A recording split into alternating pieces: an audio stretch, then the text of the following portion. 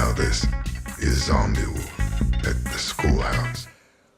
We did a cross country road trip about 12 years ago, 2014, with my oldest son, who was probably about 30, my youngest son, who might have been about 26, and my daughter, who was probably pushing 20, maybe 18.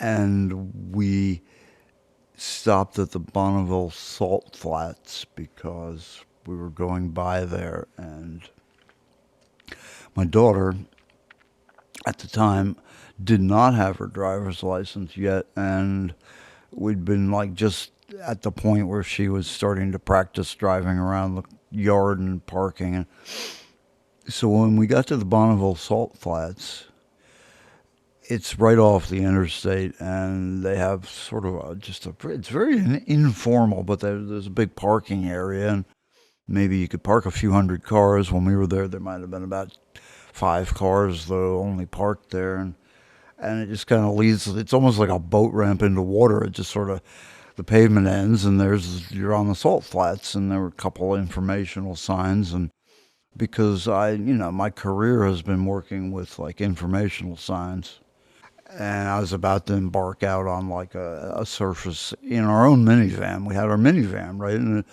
it was loaded too. We had all our luggage and some stuff we were taking cross country.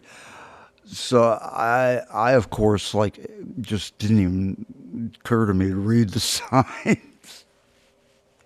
And we headed out and we drove. I mean, there was like one or two other, three other cars you could see off in the distance, and it seemed pretty legit, and we weren't going to try to do 100 miles an hour, but we drove along at 50 or something, and I was driving, and we turned left, started making a big triangle to go back, and then I stopped, and I said, to my daughter, why don't you drive a part way here? I mean, this is a perfect opportunity.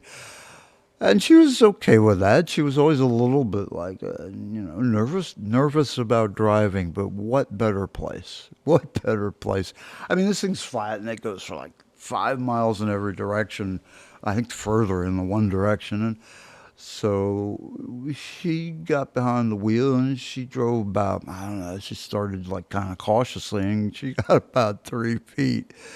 And she stopped again. And I was like, it's okay, just give it the gas. And she says, I am. And then I started to hear it, like, it's like, what's going on here? What's going on? And I hear her like give it a little more, and the wheels spin more, like we're in snow or something. So she stopped. I'm like, okay, wait, we got to get out and see what's going on. Well, what's going on is we've gotten to the wet side of the Bonneville Salt Flats. And yeah, that's what the signs were going to tell me about. Of course, I read them when we got back. Yeah. Don't go to the left. Yeah, right. So we're heading into like the deep, and the front wheels are already like, of course, we don't exactly know that it's up to the left at this point. We just know that we've encountered it. So it's kind of obvious we don't want to keep going that way. And we're already like, I don't know, 10 inches deep in this kind of wet sand mud. And so we get out, and we get like every piece of cardboard and board, and we stuff them under the wheels. We didn't have a shovel, but we try to kind of dig, just everything you would do in the snow. And we've got a bunch of us. We got like the 3 of us, 3 adult males pushing, and my daughter trying to back it up, and it didn't happen. It would not happen. It just kind of got deeper. And once it was like 14 inches deep in the front end of the minivan, it was kind of bottomed out. We stopped and admitted that we were going to need help, and we couldn't get a cell phone connection there. There was no reception. None of us. So we were about like 2 miles from the parking lot, and there was nobody there, but there were like these 2 or 3 cars on the horizon that were each at least a mile away. So 2 of my sons set off, and we watched them. You could see, like, as they walked that mile out to the first car, and they were there for a few minutes, and then they started walking across the horizon towards the other car, and that wasn't good news. And eventually they got to that one, and then they walked back, and the car didn't come, and they were like, they're busy.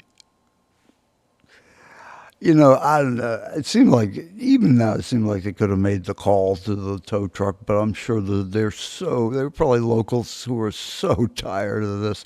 So we get back and we're like scratching our heads. We're like, okay, we probably have to walk to the parking lot and we'll have to walk to the highway, and maybe by then the cell phones will work, or we'll hitch a ride. At that point, this Jeep comes like driving up towards us, a little Jeep. And he's coming from the dry side, which we later learned was the dry side. And he gets like within about 50 yards of us, and he stops, and he gets out, and he's got like a teenage kid with him.